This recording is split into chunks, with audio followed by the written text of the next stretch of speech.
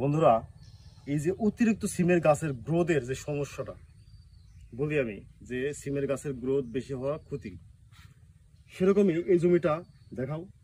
এই জমিটা দেখুন, গাছের বয়স না হলো 70 থেকে 75 দিন।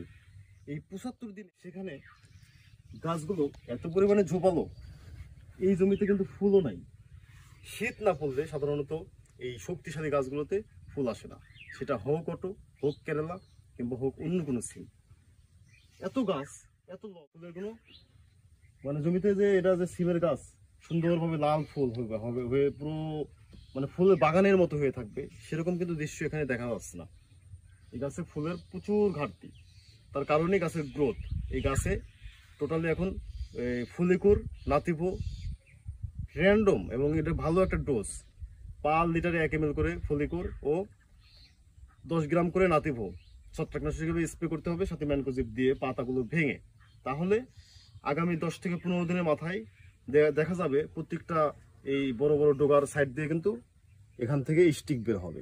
এছাড়া যদি নর্মাল ছত্রাকনাশক ব্যবহার করে তাহলে কিন্তু গ্রোথগুলো বাড়তেই থাকবে।